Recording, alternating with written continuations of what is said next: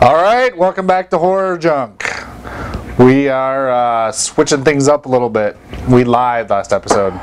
We said we're going to do a couple Zach Ward interviews, which they're still coming up. Yeah. But people have just been stark raving mad for a new review. They're like, where's the reviews? We Hundreds of thousands of emails we've gotten. love the interviews, but we need reviews now. Yeah. We need to know what horror movies not to see. Right. So we're fast forwarding So we're jumping ahead a little bit. through the Zach Wards into the back into the reviews like we promised.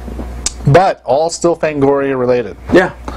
So this one we watched Blood Gnome. Yeah. Actually a fun little movie. Yep. But rather than us kind of explain the movie, we actually did an interview with the director of Fangoria.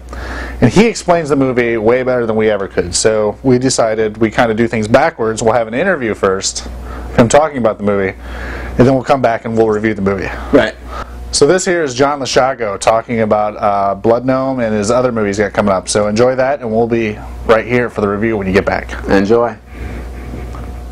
Blood Gnome, my first film, and I came out here. I really didn't know anyone in the industry. I started to get to know a few people doing micro-budget films, and we were watching a few films by Full Moon and Tron and some of the other companies. It wasn't their A films, so we were expecting to see something that really grabbed us, and we didn't. So Vinny and I looked at each other and said, you know, why don't we do a no-budget film, a micro-budget film, and just go all out on all the exploitative stuff that we would want to see. So we did. We made a Blood Gnome, and it was a joke from the beginning. Really, it's these little creatures that go around killing BDSM couples while they're in the middle of kinky sex. I mean, that's just insane. And it's got the nudity, the blood, the violence, a little bit of martial arts, and the gore. What more could you want? And it did quite well. It sold very quickly. It also sold in England, France, Japan, Holland, Indonesia. Don't know how they did that, but Indonesia.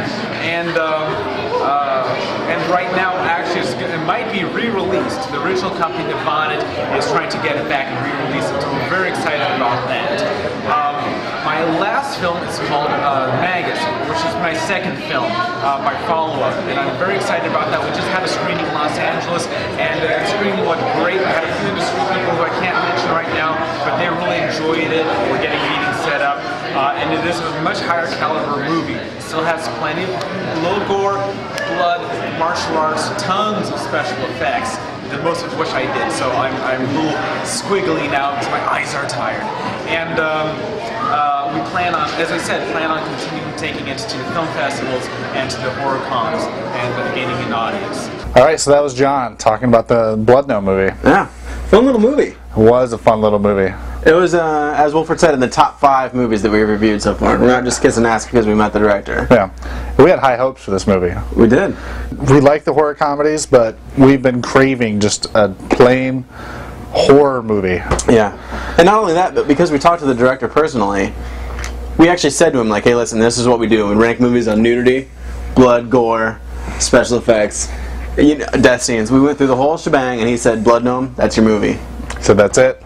So, and he was right. It was a really enjoyable movie, for sure. So let's run down the movie. Alright. We're rating this one on nipple clamps, because this movie had a little kinky stuff going on. A little. That was like the main, lot of kinky stuff going plot on. of the movie. Everything related to this BDSM stuff. So nipple clamps is the rating system. And nudity, I'm giving it the full 5, baby. Full 5. I'm going full hand. Yeah. 5. Yeah. It started off strong, started off with nudity right off the bats during the opening credits, which I, for one, love to see. I mean, that sets the bar high. The only, for way the rest of the movie. the only way you can get better, nudity on the DVD menu. Only way.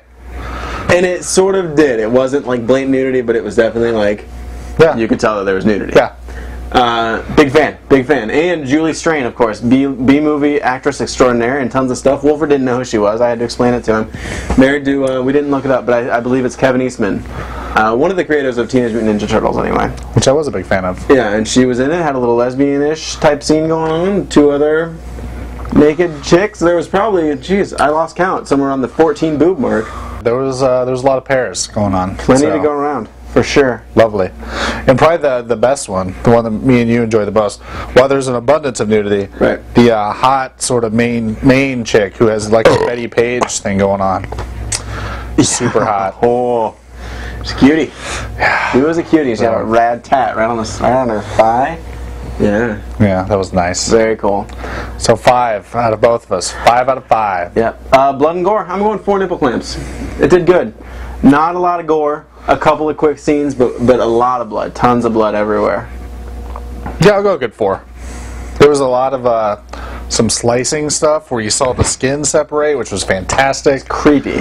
So I mean, there was lots of blood. You know, good stuff.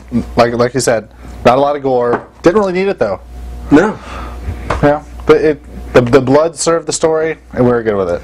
It did really good, and there was naked chicks covered in blood, like squirming around and stuff a lot of the time. That was well done. Well done. Yeah, not so hot, but just naked. Naked, so that's good.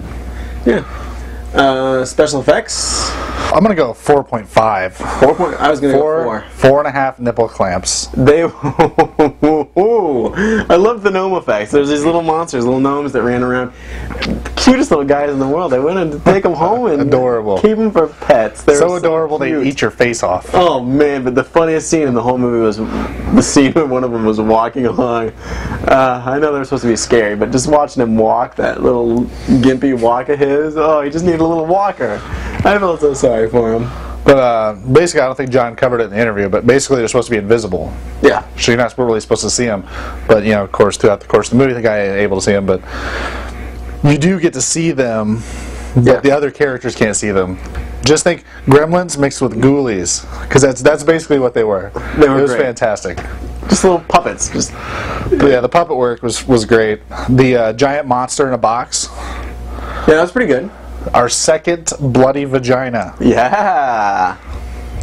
Some bloody vagina in the giant monster, and it gives birth to all these little blood gnomes. Which is super exciting. I mean, it was a throwback to HorrorJunk episode number 1. I saw that vagina. I was like, oh my gosh, bloody vaginas everywhere in these amateur horror movies. We almost rated it Obsessed. on monster bloody vaginas. Yeah, really close. Close, but yeah, we got something for nipple clamps. Yeah, that's good. And death scenes.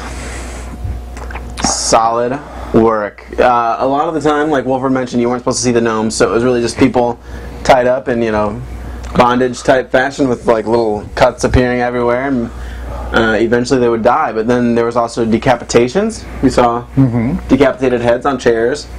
We saw arms, severed limbs in a lot of the scenes, which was nice. And then basically just dead bodies. Yeah.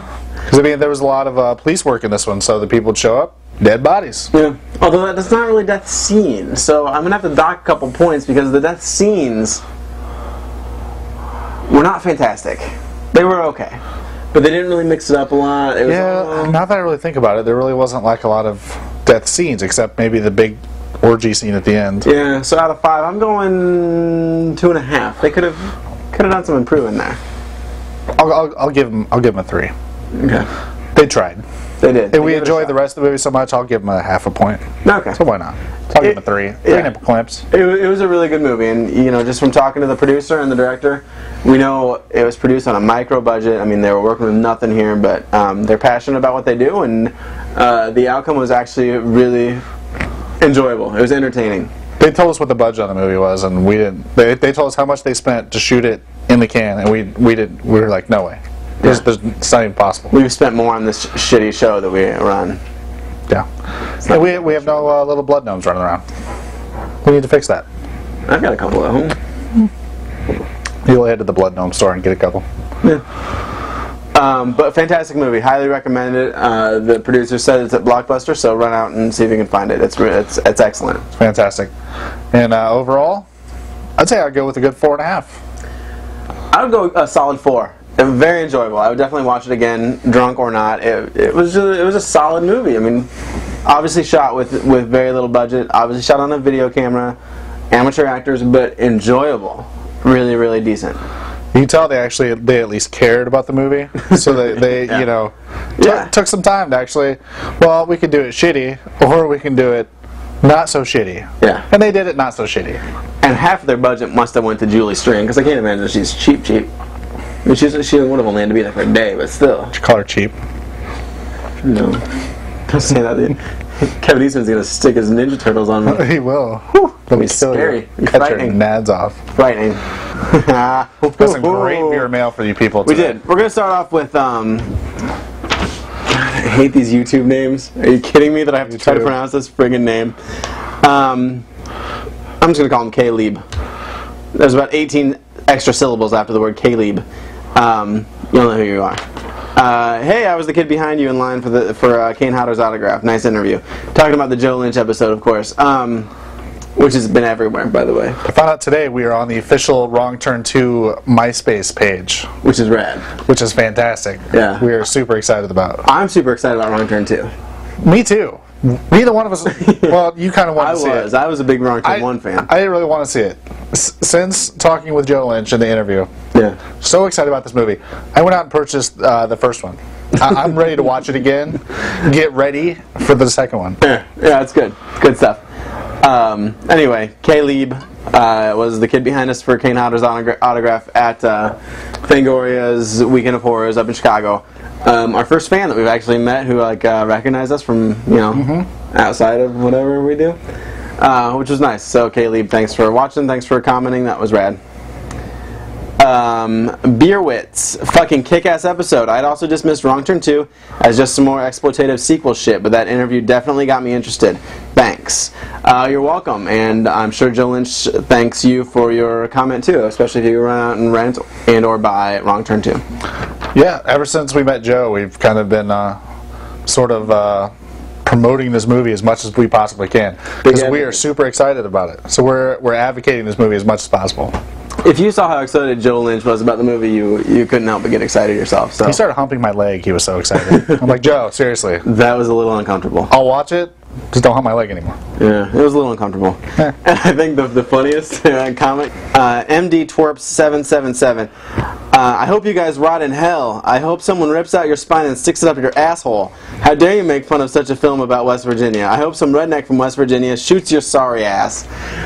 Again, talking about Wrong Turn 2. Yeah. I don't know. I don't even know where to start. I think he's assuming that we made the movie? I don't know where he's coming at. I have no idea.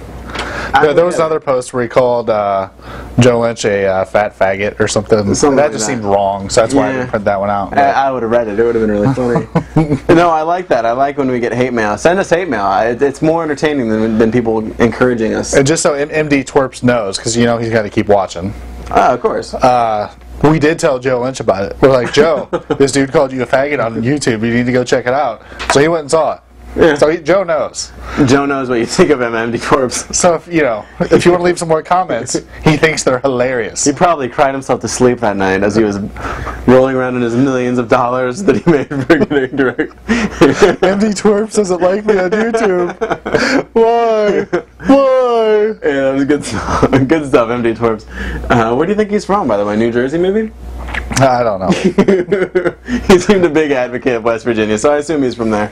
And in that case, I feel sorry for you, man. And this coming from a guy who's from Central Illinois.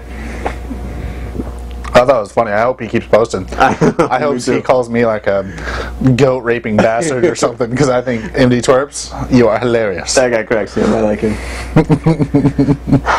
Anyway, we're still waiting on the 100th member for HorrorJunk.net. Go register, sign up. We have tons of member content up now. Yeah, lots. Go register. You might get a t-shirt, a hoodie, something. After a period of not having nothing, suddenly we have an abundance. A lot of Bruce Campbell, Sam Raimi shorts that you can't see anywhere else. I mean, this is hard to find stuff. Yeah. Stuff that me and Wolford shot in our college days, outtakes of a Joe Lynch interview. We'll put more stuff up. Yeah, we're hoping to get some more stuff put up soon. Entice you more. Yeah, good stuff. Good stuff. Definitely go register. Yeah, so for this episode of Horror Junk, this is Brian. This is Tim. And we watch crappy horror movies so you don't have to. People have been craving, stark raving mad for a new review. You are the most unprofessional person ever. Ever! Oh, jeez. Put that on silent. Sorry. I'm not doing my lines again. I'm Don Johnson. I'm going back to my trailer. I'm so sorry. I can't apologize enough for that. Maybe we'll be lucky the microphones would not have picked up my ringing phone. I doubt it. Sorry, that was Zach Ward wondering where his interviews were. Well, Zach Ward, you're going to have to wait. That's what you get for poking me in the side of the head and calling me a pussy while we're drinking beers. Unbelievable. Unbelievable, Zach Ward. Think.